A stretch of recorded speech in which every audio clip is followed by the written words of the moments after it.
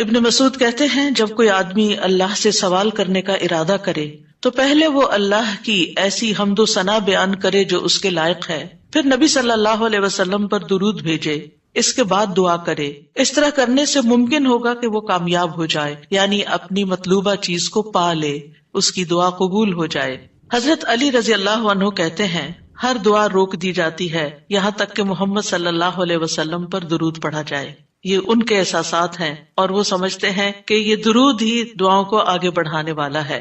مناوی کہتے ہیں کل دعاء محجوب، یعنی ہر دعا سے قبولیت روک دی جاتی ہے یہاں تک کہ دعا کرنے والا نبی صلی اللہ علیہ وسلم پر درود پڑھتا ہے، یعنی دعا اللہ کی طرف نہیں اٹھتی یہاں تک کہ اس کے ساتھ نبی صلی اللہ علیہ وسلم پر درود کو نہ ملایا جائے، کیونکہ درود دعا کی قبولیت کا وسیلہ ہے۔ ہم نے دعا کی اہمیت اور آداب میں پڑھا تھا کہ کچھ وسیلے ایسے ہیں جو جائز ہیں اور کچھ وسیلے ایسے ہیں جو درست نہیں ہیں۔ تو جائز وسیلوں میں سے ایک وسیلہ کیا ہے کہ ہم درود پڑھیں تاکہ ہماری دعا آگے بڑھے۔ دعا میں درود کی وجہ سے اللہ سبحانہ وتعالی ہماری ساری ضروریات کے لیے کافی ہو جاتا ہے۔ صحیح الترغیب والترہیب میں آتا ہے ایک شخص نے عرض کیا، اے اللہ کے رسول صلی اللہ علیہ وسلم، کیا میں اپنی دعا کا تہائی یعنی 1/3 حصہ آپ پر درود پڑھنے کے لیے مقرر کر دوں؟ آپ نے فرمایا ہاں اگر تم چاہو تو۔ اس نے کہا 2/3 2/3؟ آپ نے فرمایا ہاں اگر تم چاہو۔ اس نے کہا اگر میں ساری دعا درود کے لیے مقرر کر دوں؟ تو رسول اللہ صلی اللہ علیہ وسلم نے فرمایا پھر تو اللہ تمہاری دنیا اور آخرت کے غم و فکر کے لیے تمہیں کافی ہو جائے گا۔ اس کا یہ مطلب نہیں ہے کہ ہم پھر کوئی دعا مانگے ہی نہ، اس کا مطلب یہ ہے کہ زیادہ سے زیادہ درود پڑھیں، یعنی دعائیں تو ہم مخصوص وقت میں پڑھتے ہیں یا پھر جب کوئی ضرورت پیش آتی ہے، لیکن درود ہم ہر وقت پڑھ سکتے ہیں، یعنی ہماری روزانہ کی جو روٹین ہے، چلتے پھرتے اٹھتے بیٹھتے، کیونکہ کچھ لوگوں نے اس کے ساتھ بھی بڑی پابندیاں عائد کی ہوئی ہیں کہ بغیر وضو کے درود نہ پڑھا جائے، سر پہ دوپٹے کے بغیر درود نہ پڑھا جائے، راستے میں کہیں درود نہ پڑھے۔ ایسا کچھ نہیں ہے، دعا ہو، ذکر ہو، درود ہو، وضو کے ساتھ، وضو کے بغیر، راستے میں، سوتے جاگتے اٹھتے بیٹھتے ہر جگہ پڑھ سکتے ہیں۔ صرف یہ ہے کہ نماز جو ہے وہ وضو کے بغیر نہیں ہوتی، وہ پوری طرح سطر ڈھانکے بغیر نہیں ہوتی۔ آپ لمبی سے لمبی نماز پڑھ رہے ہیں لیکن آپ نے ایسا دوپٹہ اوڑا ہوا ہے کہ آپ کے بال جھلک رہے ہیں تو آپ کی نماز نہیں ہوگی، آپ کی محنت ضائع ہو جائے گی۔ لیکن درود شریف کے وقت اگر آپ کام کر رہے ہیں، مثلا کھانا پکا رہے ہیں اور آپ نے دوپٹہ اتار کے ایک طرف رکھا ہوا ہے کہ بار بار وہ بیچ میں اٹک رہا ہے تو کوئی حرج نہیں، سر ننگا بھی ہے تو درود شریف پڑھ سکتے ہیں۔ تو درود شریف پڑھتے رہنے سے انسان کے سارے مسائل حل ہو جاتے ہیں، خاص طور پر اگر آپ کے دل پر بوجھ ہے، غم ہے، پریشانی ہے تو درود ان چیزوں کو دور کرنے والا ہے، ان کا ازالہ کرنے والا ہے۔ یہ دنیا اور آخرت کی خیر کو جمع کرنے والا ہے، کیونکہ اللہ تعالیٰ جس کو غم اور فکر میں کافی ہو جائے تو ایسا شخص دنیا اور آخرت دونوں کی پریشانیوں سے نکل جائے گا، کیونکہ نبی صلی اللہ علیہ وسلم نے درود کی فضیلت کیا بتائی کہ پھر اللہ تعالیٰ اس کو دنیا اور آخرت کے ہم و غم کے لیے کافی ہو جائے گا، یعنی پھر سارے معاملات آپ کے اللہ کے سپرد ہو جائیں گے۔ یعنی اذن یکفیک اللہ ما اہمک، تمہاری دینی، دنیاوی، اخروی معاملات، ہر چیز میں جو پریشانیاں ہیں انشاءاللہ وہ دور ہو جائیں گی۔ اس کی وجہ کیا ہے؟ اس کی وجہ یہ ہے کہ انسان اللہ سبحانہ تعالیٰ کی طرف متوجہ ہوتا ہے اور ایک محسن کے احسانات کو یاد کرتا ہے، یعنی جیسے شکر نعمتوں کو بڑھاتا ہے نا، لَإِن شَكَرْتُمْ لَأَزِيدَنَّكُمْ، اگر تم نے شکر ادا کیا تو میں تمہیں کیا کروں گا؟ اور نعمتیں دوں گا۔ درود شریف کیا ہے؟ اگر آپ غور کریں تو درود کیا ہے؟ درود دراصل نبی صلی اللہ علیہ وسلم کے ہم پر جو احسانات ہیں کہ آپ نے ہمیں ایمان سے روشناس کیا، قرآن سے روشناس کیا، حکمت سے روشناس کیا اور ہماری خاطر دعائیں کی، بے شمار احسانات ہیں نا آپ صلی اللہ علیہ وسلم۔ آج ہم آپ کو کیا بدلہ دے سکتے ہیں؟ کس شکل میں بدلہ دے سکتے ہیں؟ ہم آپ کے لیے کیا کر سکتے ہیں؟ ہمارے والدین ہمارے ساتھ احسان کرتے ہیں تو ہم ان کی خدمت کرتے ہیں، ہم ان کو کچھ پکا کے دے دیتے ہیں، ہم ان کو کچھ کھلا دیتے ہیں، ہم ان کو کچھ گفٹ دے دیتے ہیں، یعنی مختلف طریقے سے ماں باپ کو خوش کرنے کی کوشش کرتے ہیں، چاہے انہیں ضرورت ہو یا نہ ہو۔ ہم سب ایسے ہی کرتے ہیں نا، یعنی ہم یہ تھوڑی دیکھتے ہیں کہ ان کو اس وقت ہمارے لاڈ پیار کی ضرورت ہے یا نہیں ہے، وہ دکھی ہیں، پریشان ہے یا نہیں ہے۔ ہم اپنی محبت کا اظہار کسی نہ کسی شکل میں کرتے رہتے ہیں۔ وہ فوت ہو جاتے ہیں تو پھر کیا کرتے ہیں؟ پھر ان کو وزٹ نہیں کر سکتے، ان کو دیکھ نہیں سکتے، ان کو کچھ دے نہیں سکتے، انہیں کچھ کھلا پلا نہیں سکتے، پھر ہم ان کے لیے بس صرف دعائیں کرتے ہیں یا صدقہ خیرات کر دیتے ہیں. یہی چیزیں ان کو فائدہ دیتی ہیں. نبی صلی اللہ علیہ وسلم کے احسانات ہم پر سب انسانوں سے زیادہ ہیں، ہمارے ماں باپ سے بھی زیادہ ہیں ہم پر.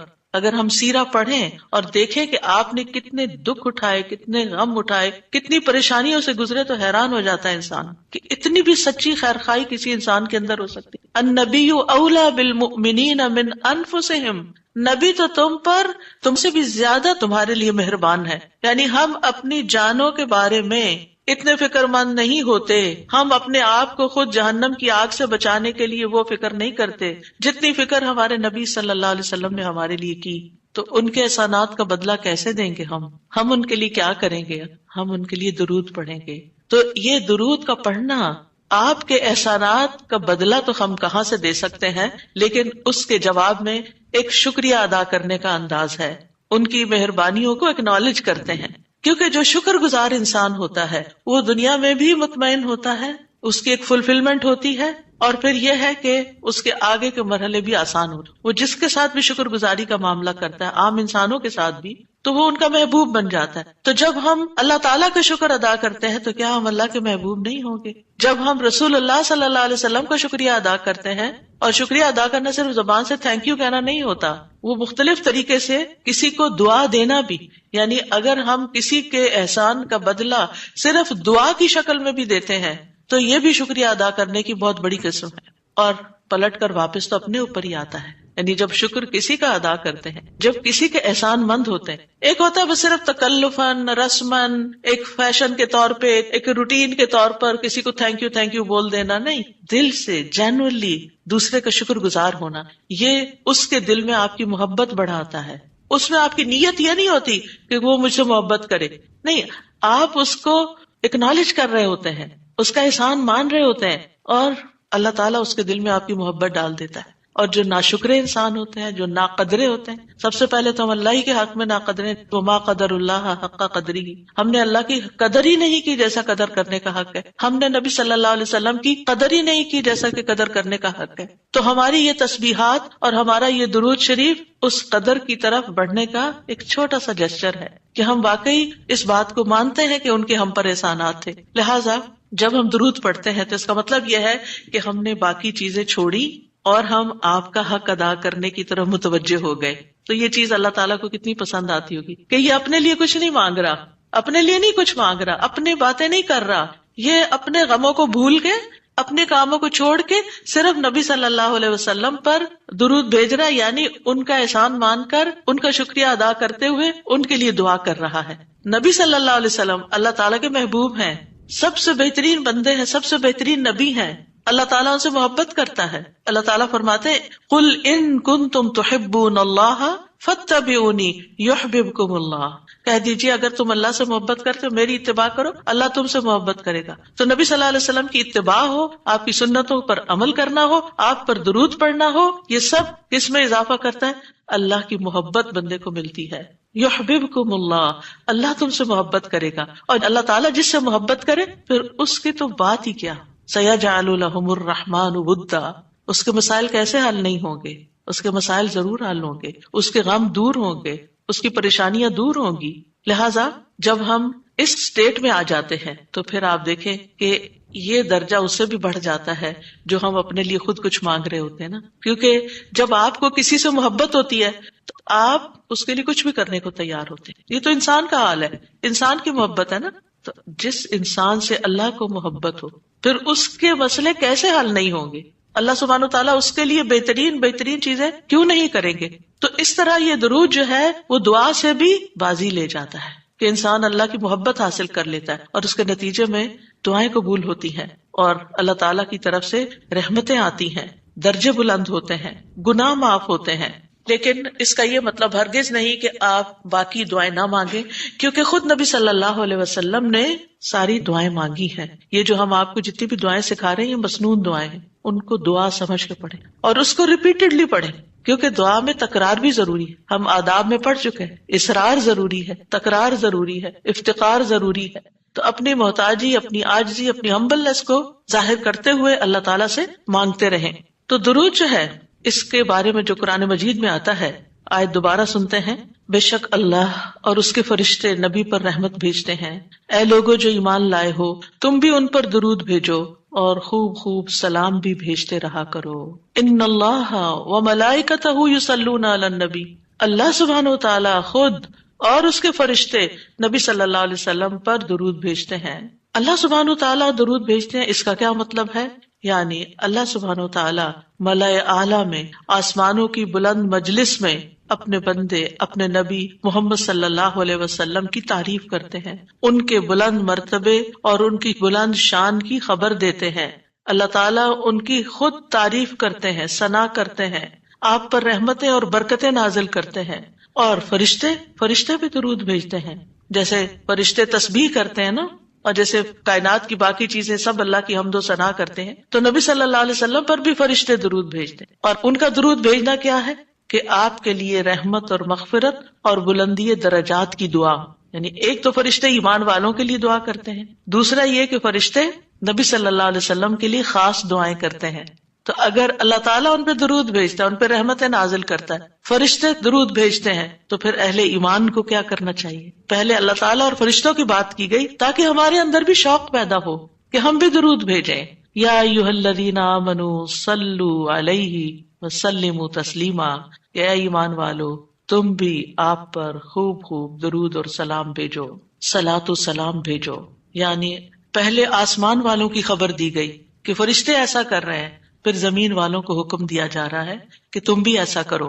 قرطبی کہتے ہیں اس آیت کے ذریعے اللہ نے اپنے رسول کو آپ کی زندگی میں، یعنی رسول اللہ صلی اللہ علیہ وسلم کی زندگی میں اور آپ کی وفات کے بعد آپ کو شرف و مرتبہ بخشا ہے، اور آپ کے مقام اور مرتبے کو بیان کیا ہے کہ آپ کا کیا مقام ہے، تاکہ ہم ایمان والے اس مقام کو سمجھیں. تو دوسرے لفظوں میں آپ صلی اللہ علیہ وسلم کے لیے اوپر کے جہان اور نیچے کے جہان میں تعریفیں ہوتی ہیں. یعنی ہم بھی آپ کی تعریف کرتے ہیں اور فرشتے بھی آپ کی تعریف کرتے ہیں، ہم بھی آپ کے لیے دعائیں کرتے ہیں، فرشتے بھی آپ کے لیے دعائیں کرتے ہیں. اور اللہ سبحانہ وتعالی ملائے اعلیٰ میں مقرب فرشتوں کے پاس اپنے نبی کی تعریف کرتے ہیں. آپ دیکھیں کہ دنیا میں طرح طرح کی مجالس ہوتی ہیں نا، کچھ مجالس بڑی خاص ہوتی ہیں، خاص لوگ صرف انوائٹیڈ ہوتے ہیں، ہر کوئی نہیں وہاں جا سکتا. آسمانوں میں بھی خاص مجالس، اللہ سبحانہ وتعالیٰ کے جو خاص مقرب فرشتے ہیں جنہیں وہ حکم دیا گیا تھا کہ آدم کو سجدہ کرو، جن کے سامنے اللہ تعالیٰ نے یہ بات رکھی تھی کہ میں آدم کو پیدا کرنے جا رہا ہوں. یہ گیدرنگ جو ہے اس کو ملائے اعلیٰ کہتے ہیں. ملا کہتے ہیں سرداروں کو، اور اعلیٰ کہتے ہیں بلند سردار. تو یہ ایلیٹ کلاس ہے فرشتوں کی کہ جس کے سامنے اللہ سبحانہ وتعالیٰ نے حضرت آدم کی پیدائش کی بات کی تھی اور پھر اس کے بعد سجدے کا حکم دیا گیا تھا. تو مقرب فرشتوں کے درمیان یا ان کے پاس اللہ سبحانہ وتعالیٰ نبی صلی اللہ علیہ وسلم کی تعریف کرتے ہیں. ذرا سوچئے، امیجن کیجئے فرشتوں کی مجلس. ویسے تو کوئی فرشتہ اللہ کی نافرمانی نہیں کرتا، ہر فرشتہ اطاعت گزار ہے، ہر فرشتہ اللہ کی بات مانتا. یفعلون ما یؤمرون، لپکتے ہیں، دوڑتے ہیں، بھاگتے ہیں، تیز بھاگتے ہیں ایک دوسرے سے. فالسابقات سبقا، ایک دوسرے سے سبقت لے جاتے ہیں اللہ کا حکم ماننے میں. یعنی فرشتوں کا یہ حال ہے. لیکن ان کی کیٹیگریز ہیں. سورۃ فاطر کے شروع میں کیا آتا ہے؟ جاعل الملائکۃ رسلا اولی اجنحۃ مثنی وثلاث ورباع ویزید فی الخلق ما یشاء. 2 پروں والے فرشتے بھی ہیں، 3 والے بھی ہیں، 4 والے بھی ہیں، اور پھر اللہ جتنی چاہتا ہے بڑھا دیتا ہے. جبریل علیہ السلام کے تو 600 پر ہیں. سوچئے کیا کیفیت ہوگی ان کی. اور پھر جو حاملین عرش فرشتے ہیں ان کی کندھے سے لے کے یہاں کان کی لو تک 700 سال کا فاصلہ ہے. اتنا عرصہ کوئی سفر کرتا رہے. اب آپ خود سوچیں کہ اتنے بڑے فرشتے ہیں وہ، ان کے سامنے اللہ سبحانہ وتعالی محمد صلی اللہ علیہ وسلم کی تعریف فرماتے ہیں. آپ کے مقام کا اندازہ کریں. کیا ہم نے قدر کی اپنے نبی کی؟ ہم کیا درود پڑھتے ہیں، ہم کیا تعریف کرتے ہیں، ہم کتنا جانتے ہیں آپ کو، ہم آپ کی سنت کو کیا سمجھتے ہیں. حدیث، یہ تو حدیث ہے، یہ قرآن تو نہیں ہے. استغفر اللہ. آپ نے دین کے مختلف چیزوں میں فرق کر دیا جس کو خود رسول اللہ صلی اللہ علیہ وسلم دے کر گئے تھے. آپ کس راہ پہ چل پڑے. تو آپ سوچئے کہ اللہ کے رسول صلی اللہ علیہ وسلم کی تعریف وہاں ہو رہی. راہ گزرتا بھی کوئی ہماری تعریف کر دے نا تو ہم ایسے بھول جاتے ہیں کہ بڑی چیز ہو گئے، ہم پتہ نہیں کیا بن گئے ہیں. اس کو بھی بہت کچھ سمجھتے ہیں. کبھی فیس بک پہ لگاتے ہیں یہ فلاں نے ہماری تعریف کی ہے، کبھی کچھ کرتے ہیں، کبھی کچھ کرتے ہیں تعریف. آپ سوچئے پھر ہم کیا ہے اور محمد صلی اللہ علیہ وسلم کیا ہے جن کی تعریف اللہ تعالیٰ کر رہے ہیں اور وہ فرشتوں کی مجلس میں کر رہے ہیں. اس تعریف کا کیا کہنا. ایسے پیغمبر پر، ایسے نبی پر کیا ہم درود نہیں بھیجیں گے؟ کیا ہم ان کے لیے دعائیں نہیں کریں گے؟ اللہ سبحانہ تعالیٰ سے ان کے لیے وسیلہ نہیں مانگیں گے؟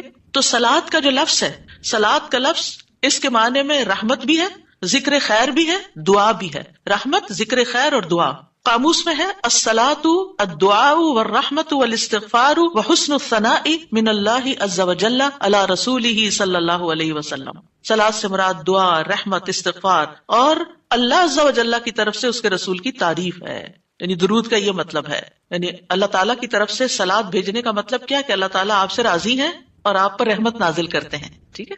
یعنی اللہ تعالیٰ آپ پر درود بھیجتے ہیں، یعنی آپ پر رحمت نازل کرتے ہیں اور آپ سے راضی ہیں۔ ابن قیم کہتے ہیں نبی صلی اللہ علیہ وسلم پر اللہ کے صلاۃ بھیجنے سے مراد اللہ سبحانہ تعالیٰ کا آپ کی تعریف کرنا ہے اور آپ کی دیکھ بھال کرنا ہے اور آپ کے شرف کو ظاہر کرنا ہے اور آپ کی فضیلت اور حرمت کو ثابت کرنا ہے۔ اور فرشتوں کے صلاۃ بھیجنے کا مطلب کہ وہ دعا کے معنی میں ہے کہ وہ نبی صلی اللہ علیہ وسلم کے لیے دعا مانگتے ہیں، اور یہ بھی ممکن ہے کہ وہ اللہ سبحانہ تعالیٰ کے ساتھ مل کر نبی صلی اللہ علیہ وسلم کی تعریف کرتے ہیں، کہ فرشتے بھی آپ کی تعریف کرتے ہیں۔ ابو عالیہ کہتے ہیں کہ معزز فرشتوں کا صلاۃ بھیجنا ان کا دعا کرنا ہے نبی صلی اللہ علیہ وسلم کے لیے۔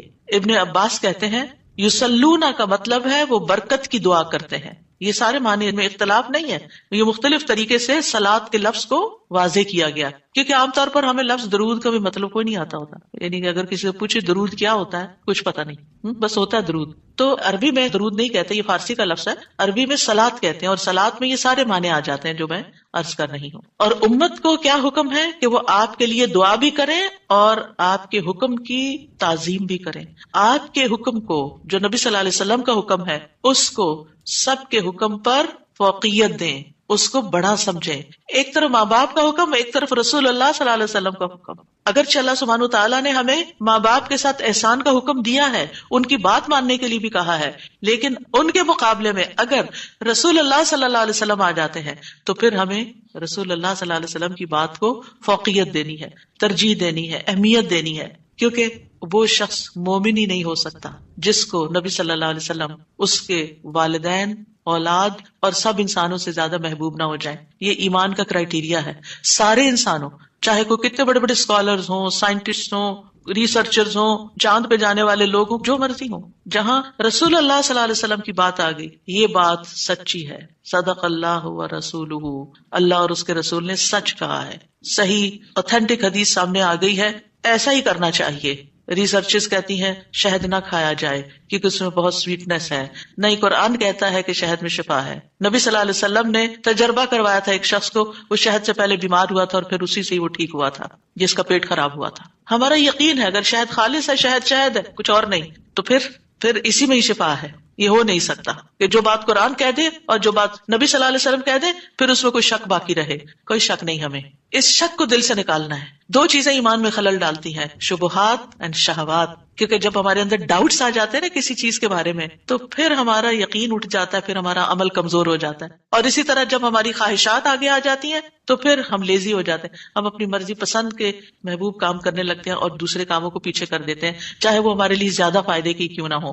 ابن قیم کہتے ہیں ہمارا آپ پر صلاۃ بھیجنا یہ ہے کہ ہم اللہ تعالیٰ سے مطالبہ کرتے ہیں، ہم اللہ تعالیٰ سے دعا کرتے ہیں، اللہم، کہ اے اللہ ہمارے نبی کی اور بھی زیادہ تعریف کریں اور آپ کی فضیلت اور شرف کو ظاہر کریں اور آپ کی تکریم اور اپنی قربت کا آپ ان کے لیے اظہار کریں، یعنی اے اللہ تعالیٰ آپ ان کو اور زیادہ محبوب بنا لیں، اور زیادہ ان کو عزت دیں، اور زیادہ ان کے درجے بلند کریں۔ اور یہ سچے دل سے تو دعا اسی کی ہوگی نا جو نبی صلی اللہ علیہ وسلم سے محبت کرتا ہوگا اور آپ کی اہمیت کو جانتا ہوگا۔ ان لوگوں کا درود کیا درود ہوگا جو نبی صلی اللہ علیہ وسلم کو وہ عزت اور مقام دیتے ہی نہیں جو واقعی ان کا ہے، کیونکہ جب تک کسی سے محبت نہ ہو تو اس کے لیے اس درجے کی دعا بھی نہیں ہو سکتی۔ چاہے دن میں کوئی 10 دفعہ آپ سے کہنا میرے لیے دعا کرو، آپ کریں گے، لیکن اس پیار سے وہ دعا نہیں نکلے گی جس پیار سے وہ دعا نکلے گی جس سے آپ کے لیے محبت، وہ نہ بھی کہے تو آپ اس کے لیے دعائیں کرتے رہتے ہیں۔ اور پھر یہاں پر اس آیت میں صرف صلاۃ کی بات نہیں بلکہ کیا فرمایا، وَسَلِّمُوا تَسْلِيمًا، سلموا، آپ کو سلام کا تحفہ بھی دیں، صرف صلاۃ نہیں بلکہ سلام بھی کریں۔ تسلیم کا کیا مطلب ہے کہ آپ پر خیر و برکات نازل ہوں، آپ پر اللہ کی رحمتیں اور سلامتیاں ہوں، اور آپ ہر طرح کی تکالیف اور آفتوں سے محفوظ رہیں، ہر طرح کے نقائص سے پاک رہیں۔ جب ہم کہتے ہیں نا اللہم صلی علی محمد، درود ویسے تو یوں پورا پڑھ کر اللہم صلی وسلم علی نبینا محمد، تو اس کا مطلب کیا ہے کہ یا اللہ محمد صلی اللہ علیہ وسلم کے لیے آپ کی دعوت میں یعنی آپ نے جو دعوت دی لوگوں کو اسلام کی طرف، آپ کی امت میں اور آپ کے ذکر خیر میں ہر طرح کی سلامتی لکھ دے، ہر طرح کے نقص سے سلامتی ہو جائے. اور اس طرح امت آپ کے لیے جتنی دعائیں کرتی جا رہی ہے، یعنی جب سے نبی صلی اللہ علیہ وسلم کے بارے میں یہ آیت اتری اور جب سے صحابہ کرام اور پھر تابعین، تبع تابعین اور امت کے باقی لوگ ان ساری صدیوں میں آپ کے لیے یہ دعا کر رہے ہیں، ان ساری دعاؤں کے اس درود کے نتیجے میں آپ کا مقام بلند ہوتا جا رہا ہے، ہوتا جا رہا ہے، ہوتا جا رہا ہے. آپ سوچئے کہ اللہ سبحانہ وتعالیٰ کتنا قدردان ہے. نبی صلی اللہ علیہ وسلم نے اپنی نبوت کی مختصر زندگی میں جو محنت کی سو کی، لیکن اس کا انعام اور صلہ کتنی خوبصورت شکل میں اللہ تعالیٰ دے رہا ہے کہ دنیا میں آپ کا نام بلند کر رہا ہے اور آپ کو بلندی عطا کر رہا ہے اور آپ کے لیے سب سے دعائیں کرنے کو کہہ رہا ہے. یعنی درود کیا ہے؟ نبی صلی اللہ علیہ وسلم کے لیے دعا، اور وہ دعائیں اللہ تعالیٰ قبول بھی کرتے جا رہے ہیں اور اس کے نتیجے میں نبی صلی اللہ علیہ وسلم کے درجات بلند ہوتے چلے جا رہے ہیں. تو سوچئے، جو سنت کی پیروی کرے گا، جو آپ کے مشن کو آگے لے کے بڑھے گا، جو اخلاص کے ساتھ اس رستے کو اپنائے گا، جو یہی کام کرے گا جو محمد صلی اللہ علیہ وسلم نے کیے، جو آپ کا پیروکار ہوگا، جو آپ کی سنت کا متبع ہوگا، جو آپ کے اس مشن یعنی دین کی تبلیغ کے کام کو آگے لے کر بڑھے گا، کیا اللہ تعالیٰ اس کو ایسے ہی چھوڑ دیں گے؟ کیا اللہ سبحانہ وتعالیٰ اس کی قدر نہیں کریں گے؟ ہم سب انسان کسی نہ کسی طرح دنیا میں بلندی چاہتے ہیں، کوئی ڈگری کے ذریعے، کوئی مال کے ذریعے، کوئی کسی ذریعے دوسروں سے آگے نکلنا چاہتا ہے، بلند مرتبہ ہونا چاہتا ہے، لیکن اس راستے کو چھوڑ دیتے ہیں کیونکہ اس راستے کو بظاہر یوں لگتا ہے کہ اس سے کیا ملے گا، ہمیں اس سے کون سی بلندی مل جائے گی، اور اس طرح ہم نبی صلی اللہ علیہ وسلم کے طریقہ کار کو چھوڑ کر اور طریقوں کو اختیار کرنے لگتے ہیں. ہم سمجھتے ہیں شاید اس میں زیادہ خیر ہے یا اس سے ہمیں زیادہ بھلائی یا کوئی بڑائی مل جائے گی. نہیں، اصل بات یہ ہے کہ ہمیں جو عزت یہ دین دے سکتا ہے، جو مرتبوں کی بلندی، جو اللہ کی رحمتیں، جو خیر اور لازوال نعمتیں جنہیں کبھی ختم نہیں ہونا، جو اس راستے سے مل سکتی ہیں، وہ دنیا میں کوئی اور راستہ ہے ہی نہیں ان سب نعمتوں کو پانے کا. پھر بھی ہم اپنے دین کو حقیر سمجھتے ہیں اور دین کی خدمت کو فارغ وقت کا کام سمجھتے ہیں اور پورے خوشی اور محبت اور خلوص کے ساتھ یہ کام نہیں کرنا چاہتے. ہمیں ضرورت رہتی ہے کہ کوئی اور آئے، دھکا سٹارٹ کرے اور پھر ہم آگے بڑھیں، کوئی ہمیں موٹیویٹ کرے تو پھر ہم کچھ کریں. ہم خود سے کچھ کرنے والے نہیں. ہم کس بات کے انتظار میں ہیں؟ اصل مشکل یہ کہ ہمارے یقین میں کمی ہے، تو اس یقین کو بڑھانے کی ضرورت ہے. تو اللہ سبحانہ وتعالیٰ اپنے فرشتوں کے بعد ایمان والوں کو حکم دیتا ہے کہ اے مومنو، تم تو زیادہ حقدار ہو کہ نبی پر درود و سلام بھیجو، کیونکہ تمہیں ان کی رسالت سے جو برکتیں حاصل ہوئی ہیں، جو فیض حاصل ہوا ہے، وہ فرشتوں کو تو نہیں ہوا نا. فرشتے تو پہلے سے اللہ کی عبادت کرے. ہمیں عبادت کے طریقے کس نے سکھائے؟ محمد صلی اللہ علیہ وسلم نے سکھائے. آپ کی بدولت ہمیں یہ ساری نعمتیں ملی، تو ہمیں تو زیادہ پھر درود بھیجنا چاہیے. تو صلو علیہ وسلموا تسلیما. تو آپ کا حق اور آپ کی عزت اور آپ کی قدردانی صرف یہ نہیں کہ ہم آپ کی شان میں کوئی گستاخی نہ کریں یا کوئی گستاخی کرے تو اس کے پیچھے پڑ جائیں. آپ کا مقام اس سے زیادہ کا متقاضی کہ آپ پر درود و سلام بھیجا جائے، اور یہ قرآن سے بھی ثابت اور یہ سنت سے بھی ثابت اور یہ فرشتوں کا طریقہ بھی ثابت. اسی لیے آپ دیکھیں کہ نماز کے اندر درود پڑھنا واجب ہے، واجب ہے. اگر آپ نے اتحیات پڑھ کے سلام پھیر دیا، درود نہیں پڑھا، تو آپ کی نماز ناقص ہے. لیکن اگر آپس میں آپ کو وضو ٹوٹ رہا ہے مثال کے طور پر، اور آپ سوچتے ہیں کہ اب اگر میں اس موقع پر میری نماز جاتی ہے تو میں کیا کروں گا، تو اگر آپ صرف اتنا بھی پڑھ دیتے ہیں نا، اللہم صلی وسلم علی نبینا محمد، اور سلام پھیر دیتے ہیں، نماز ہو جاتی ہے. تو یہ یعنی عام حالات میں بھی ہم درود پڑھ سکتے ہیں اور نماز میں تو پڑھنا ہی پڑھنا ہے. اور پھر اذان کے بعد اور مختلف مواقع پر انشاءاللہ دیکھتے ہیں. شیخ سعدی کہتے ہیں آپ صلی اللہ علیہ وسلم پر درود بھیجنا اللہ سبحانہ تعالیٰ اور اس کے فرشتوں کی اقتدا ہے، اور جو حقوق ہم پہ عائد ہوتے ہیں اس کا بدلہ دینا بھی مقصود ہے. آپ کی محبت اور آپ کی تکریم کی علامت ہے. جو آپ سے جتنی محبت کرے گا اتنا ہی درود بھیجے گا. پھر یہ اجر و ثواب کے حصول کا ذریعہ بھی ہے. سبحان اللہ، یعنی جب کوئی انسان شکر گزار ہوتا ہے، قدردان ہوتا ہے، تو اللہ تعالیٰ اس کی کیسی قدردانی کرتے ہیں. درود ہم آپ پر پڑھتے ہیں، ثواب ہمیں مل رہا ہوتا ہے. کوئی احسان نہیں ہے کسی پر، آپ کو بھی ساتھ ہی فائدہ ہو گیا. اور پھر یہ ایمان کی علامت ہے، کیونکہ جو آپ سے محبت نہیں کرتا اس کا ایمان مکمل نہیں. اور پھر آپ کی توقیر جس کا حکم اللہ تعالیٰ نے دیا اس کی علامت بھی ہے. لِتُؤْمِنُوا بِاللَّهِ وَرَسُولِهِ وَتُعَزِّرُوهُ وَتُوَقِّرُوهُ وَتُسَبِّحُوهُ بُكْرَةً وَأَصِيلًا، تاکہ تم اللہ اور اس کے رسول پر ایمان لاؤ اور اس کی مدد کرو اور اس کی تعظیم کرو اور دن کے شروع اور آخر میں تسبیح کرو. نبی صلی اللہ علیہ وسلم کے امت پر جو احسانات ہیں ان کا تھوڑا سا ذکر کرنا اس لیے ضروری ہے تاکہ یاد تازہ ہو جائے کہ آپ کے ذریعے میں کیا کیا فیض ملا. سب سے بڑی بات یہ کہ وہ ہمارے بارے میں بڑے رحیم و شفیق تھے. لَقَدْ جَاءَكُمْ رَسُولٌ مِّنْ أَنفُسِكُمْ عَزِيزٌ عَلَيْهِ مَا عَنِتُّمْ حریص علیکم بالمؤمنین رؤوف الرحیم، لوگوں تمہارے پاس تمہیں میں سے ایک رسول آیا ہے، اگر تمہیں کوئی تکلیف پہنچے تو اسے گناہ گزرتی، اس کو تکلیف ہوتی ہے. کیا ہمارے اندر بھی دوسروں کے لیے ایسے احساسات ہیں کہ کسی کو تکلیف پہنچے تو ہمیں تکلیف ہو جائے؟ نبی صلی اللہ علیہ وسلم کو ایمان والوں کی تکلیف سے تکلیف پہنچتی تھی. وہ تمہاری فلاح کا حریص ہے. ہم ہیں لوگوں کی فلاح کے حریص کہ ان کو ہدایت ہو جائے، یہ دین کی طرف آ جائے. مومنوں پر نہایت مہربان اور رحم کرنے والا ہے. یہ ہیں ہمارے رسول جن کی گواہی اللہ تعالیٰ نے دی کہ ان کے اندر کے جذبات لوگوں کے لیے کیا ہے اور ان کا مشن کیا ہے اور وہ چاہتے کیا ہے آپ کے لیے، اور وہ اتنے شفیق اور مہربان ہے. یعنی ایک دائی کی بنیادی صفت ہونی چاہیے کہ وہ دوسروں سے محبت کرنے والا ہو، دوسروں کی خیر کرنے والا ہو. ہم بعض اوقات دین کا کام کرتے ہوئے اتنے پروفیشنل ہو جاتے ہیں کہ ہماری ٹون بھی بڑی اسپارٹ ہو جاتی ہے اور ہمارا انداز بھی بڑا تحکمانہ ہو جاتا ہے. ہم سمجھتے ہیں کہ ہم صحیح معنی میں خدمت کر رہے ہیں. نہیں، کہیں ایسا نہ ہو کہ اس کی وجہ سے لوگ دین سے ہی دور ہو جائیں. نبی صلی اللہ علیہ وسلم کا یہ طریقہ نہیں تھا. اللہ کی قسم، ہم جتنے سنت کے زیادہ قریب ہوں گے اتنے ہی زیادہ ہم دین کو فائدہ پہنچانے والے ہوں گے، اور جتنے سنتوں سے دور ہو جائیں گے اور آپ کے طریقے سے دور ہو جائیں گے، آپ سے بھی اتنے ہی دور ہو جائیں گے اور دین کو بھی اتنا ہی نقصان پھر دیں گے. نبی صلی اللہ علیہ وسلم مومنوں پر ان کی جانوں سے بھی زیادہ قریب ہیں. النبی اولی بالمؤمنین من انفسہم وازواجہ امہاتہم، یہ نبی مومنوں پر ان کی جانوں سے زیادہ حق رکھنے والا ہے اور اس کی بیویاں ان کی مائیں ہیں. نبی صلی اللہ علیہ وسلم نے فرمایا، دنیا میں کوئی مومن ایسا نہیں جس سے میرا دنیا اور آخرت میں سب سے زیادہ قریب کا رشتہ نہ ہو. اگر چاہتے ہو تو یہ آیت پڑھ لو. یعنی صرف اس دور کے لوگوں کے لیے نہیں تھے آپ قریب، بلکہ ہمارے لیے بھی ہیں. فرمایا یہ آیت پڑھ لو، النبی اولی بالمؤمنین من انفسہم، نبی مومنوں پر ان کی جانوں سے بھی زیادہ قریب ہیں. لہٰذا جو کوئی مومن مر جائے اور مال چھوڑ جائے تو وہ اس کے خاندان کو ملے گا، اس کے وہ وارث ہوں گے، اور جو قرض یا عیال چھوڑ جائے وہ میرے پاس آئے، میں اس کا بندوبست کروں گا. آج کوئی حکمران، کوئی لیڈر ایسا ہے جو یہ کہے کہ تمہارا کوئی فوت ہو جائے، جو وہ چھوڑے وہ سب تمہارا، لیکن اگر کوئی تمہاری ضرورت ہے تو میرے پاس آ جاؤ؟ ایسی خیرخواہی محمد صلی اللہ علیہ وسلم کے اندر تھی اپنے ساتھیوں کے لیے. آپ امت کے لیے روتے تھے. نبی صلی اللہ علیہ وسلم نے ابراہیم علیہ السلام کے بارے میں یہ آیت پڑھی، رب انہن اضللن کثیرا من الناس فمن تبعنی فانہ منی، کہ اے میرے رب ان بتوں نے بہت سے لوگوں کو گمراہ کر دیا ہے، تو جو میری پیروی کرے وہ مجھ سے ہوگا. اور یہ آیت جس میں عیسیٰ علیہ السلام کہتے ہیں ان تعذبہم فانہم عبادک وان تغفر لہم فانک انت العزیز الحکیم، اے اللہ اگر تو انہیں عذاب دے، یعنی جو میرے پیروکار ہیں، تو تیرے بندے ہیں دے دے، اور اگر تو بخش دے تو بے شک تو عزیز الحکیم ہے. نبی صلی اللہ علیہ وسلم نے کیا فرمایا؟ ابراہیم علیہ السلام نے کہا بس وہ میرے ہیں جو میری پیروی کرے. عیسیٰ علیہ السلام نے کہا تیرے بندے ہیں، تو چاہے تو سزا دے دے. نبی صلی اللہ علیہ وسلم کو دیکھیے، پھر آپ نے یہ دو آیتیں پڑھ کے اپنے ہاتھ اٹھائے اور فرمایا اے اللہ میری امت میری امت، امتی امتی، اور آپ رونے لگ گئے. یہ آپ کے دل میں امت کے لیے پیار تھا. امت کے دل میں محمد صلی اللہ علیہ وسلم کے لیے کیا محبت ہے.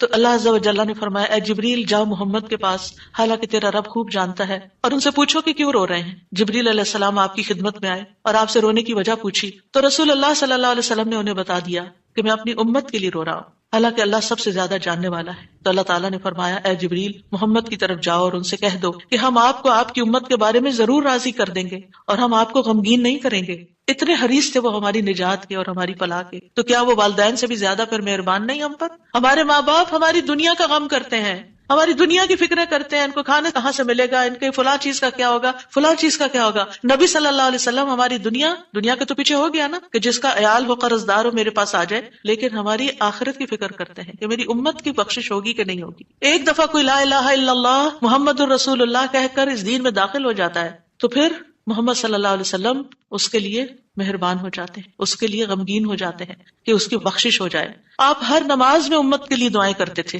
ہر نماز میں. حضرت عائشہ کہتی ہیں میں نے رسول اللہ صلی اللہ علیہ وسلم کو خوش طبیعت دیکھ کر کہا اے اللہ کے رسول میرے لیے اللہ تعالیٰ سے دعا کریں. آپ نے فرمایا اللہم اغفر لعائشہ ما تقدم من ذنبها وما تأخر وما اسرت وما اعلنت، اے اللہ عائشہ کے سب گناہ بخش دے، جو اس نے پہلے کیے، جو بعد میں کیے، جو چھپا کے کیے، جو اعلانیہ کیے. خوشی سے حضرت عائشہ نے ہنسنا شروع کر دیا، یہاں تک کہ ہنستے ہنستے ان کا سر رسول اللہ صلی اللہ علیہ وسلم کی گود میں جا پڑا. آپ نے پوچھا کیا تمہیں میری دعا نے خوش کر دیا؟ انہوں نے کہا بھلا مجھے کیا ہے کہ آپ کی دعا خوش نہ کرے، آپ کی دعا سے ہی خوش ہوئی ہوں. آپ نے فرمایا اللہ کی قسم میں ہر نماز میں اپنی امت کے لیے یہ دعا کرتا ہوں. یہ احسانات ہیں آپ کے ہم پر، اور آپ نے اپنی مقبول ترین دعا جو تھی اپنی امت کے لیے محفوظ کر لی. نبی صلی اللہ علیہ وسلم نے فرمایا مجھ سے کہا گیا آپ مانگیں، کیونکہ ہر نبی نے مانگا ہے، ہر نبی کو ایک مقبول دعا دی گئی ہے کہ جو اللہ تعالیٰ ضرور قبول کرے گا، لیکن میں نے اپنا سوال قیامت کے دن کے لیے مؤخر کر دیا، ڈیلے کر دیا، وہاں جا کے مانگوں گا، اور وہ تمہارے لیے ہوگا، اور لا الہ الا اللہ کی گواہی دینے والے ہر شخص کے لیے ہوگا. ہمیں اگر اللہ تعالیٰ کی طرف سے یہ پیغام آئے کہ کوئی ایک دعا مانگ لو وہ ضرور قبول ہوگی، تو ہم جھٹ سے اپنے لیے کوئی دنیا کی دعا مانگ لیں گے جو جلد ختم بھی ہو جانے والی ہے۔ اس سے آپ کی حکمت کا اندازہ لگائیں اور ہمارے لیے آپ کی محبت کا اندازہ کریں۔ آپ کی وجہ سے امت کو شفاعت ملے گی۔ نبی صلی اللہ علیہ وسلم نے فرمایا مجھے 5 چیزیں ایسی دی گئیں جو مجھ سے پہلے کسی کو نہیں دی گئی، ان میں سے ایک مجھے شفاعت عطا کی گئی، یعنی نبی صلی اللہ علیہ وسلم کو شفاعت کا حق دیا گیا۔ نبی صلی اللہ علیہ وسلم امت کی شفاعت کی خاطر تمام رات فکر مند رہے۔ ابو ذر کہتے ہیں ایک مرتبہ رسول اللہ صلی اللہ علیہ وسلم نے نماز شروع کی اور ساری رات صبح تک ایک ہی آیت رکوع اور سجود میں پڑھتے رہے، یا اللہ اگر تو انہیں عذاب میں مبتلا کر دے تو یہ تیرے بندے ہیں، اور اگر تو انہیں معاف کر دے تو تو بڑا غالب حکمت والا ہے۔ جب صبح ہوئی تو میں نے عرض کیا یا رسول اللہ آپ ساری رات صبح تک رکوع اور سجود میں ایک ہی آیت پڑھتے رہے؟ آپ دیکھیے کہ وہ جو سوال اکثر آتا ہے نا کہ سجدے میں قرآنی دعا پڑھ سکتے ہیں یا نہیں، اس کا یہ جواب ہے، ٹھیک ہے، کہ قرآنی آیت جو دعا کی شکل میں ہو وہ پڑھ سکتے ہیں۔ آپ صلی اللہ علیہ وسلم نے فرمایا میں اپنے رب سے اپنی امت کے لیے سفارش کا حق مانگ رہا تھا، یہ دعا کر کے امت کے لیے سفارش کا حق مانگ رہا تھا جو اللہ نے مجھے عطا کر دیا، اور انشاءاللہ یہ ہر اس شخص کو نصیب ہوگی جو اللہ کے ساتھ کسی کو شریک نہیں ٹھہراتا، شرک نہیں کرتا۔ ابن عباس کہتے ہیں رسول اللہ صلی اللہ علیہ وسلم نے فرمایا اللہ نے میرے لیے میری امت کی غلطی اور بھول چوک اور جس پر ان کو مجبور کر دیا جائے اس سے درگزر فرمایا ہے، اور یہ بھی آپ کا ایک احسان ہے ہم پر۔ نبی صلی اللہ علیہ وسلم نے اپنی امت کو مشقت میں نہیں ڈالا، بس وہ کام سکھائے جو وہ کر سکتے تھے آسانی سے۔ آپ صلی اللہ علیہ وسلم نے فرمایا اگر میری امت پر مشقت نہ ہوتی تو میں انہیں ہر نماز کے وقت وضو کرنے کا حکم دیتا، یعنی چاہے وضو ہوتا پھر بھی دوبارہ حکم دیتا، لیکن اگر وضو ہے تو دوبارہ نہ بھی کرو، یہ آسانی دیا آپ نے۔ آپ اپنی امتیوں کو آگ سے بچانے کی شدید حرص رکھتے تھے۔ نبی صلی اللہ علیہ وسلم نے ایک مرتبہ فرمایا میری مثال اور لوگوں کی مثال اس شخص کی طرح ہے جس نے آگ روشن کی، جب اس کے چاروں طرف روشنی پھیل گئی تو پروانے اور کیڑے مکوڑے جو آگ پہ گرتے ہیں اس میں گرنے لگے۔ وہ آدمی ان کو آگ سے دور کرتا ہے لیکن وہ اس کے قابو میں نہیں آتے بلکہ آگ میں داخل ہو جاتے ہیں۔ اسی طرح میں تمہاری کمروں سے پکڑ پکڑ کر تمہیں آگ سے روکتا ہوں اور تم اس میں گرتے جاتے ہو، یعنی میں تمہیں روکتا ہوں کہ وہ غلط کام نہیں کرو کہ جو آگ کی طرف لے جانے والے ہیں، اور تم رک نہیں رہے۔ اسی طرح آپ صلی اللہ علیہ وسلم نے اپنے بعد آنے والے امتیوں کے لیے بھی محبت کا اظہار کیا ہے۔ حدیث میں آتا ہے آپ نے فرمایا کاش میں اپنے بھائیوں سے مل پاتا۔ نبی صلی اللہ علیہ وسلم کے صحابہ نے عرض کیا کیا ہم آپ کے بھائی نہیں؟ آپ نے فرمایا تم میرے صحابہ ہو، میرے بھائی وہ لوگ ہیں جو مجھ پر ایمان لائے ہوں گے لیکن میری زیارت نہ کر سکے ہوں گے، یعنی آپ کے بعد دنیا میں آئے ہیں۔ پھر یہ ہے کہ درود شریف پڑھنے کے فائدے کیا ہیں؟ یہ تو تھا کہ آپ کے احسانات ہیں ہم پر، لہٰذا ہمیں انسان ہونے کی حیثیت سے ہمارے اوپر لازم ہے کہ احسان کا بدلہ چکائیں اور ہم آپ پر درود پڑھیں۔ لیکن ویسے فائدے کیا ہیں؟ ایک بار درود بھیجنے پر 10 رحمتیں ملتی ہیں، صحیح مسلم کی روایت میں آتا ہے۔ سنن نسائی میں آتا ہے جو شخص مجھ پر 1 مرتبہ درود بھیجے گا اللہ اس پر 10 مرتبہ رحمتیں نازل کرے گا، اس کے 10 گناہ معاف ہوں گے، اس کے 10 درجات بلند ہوں گے۔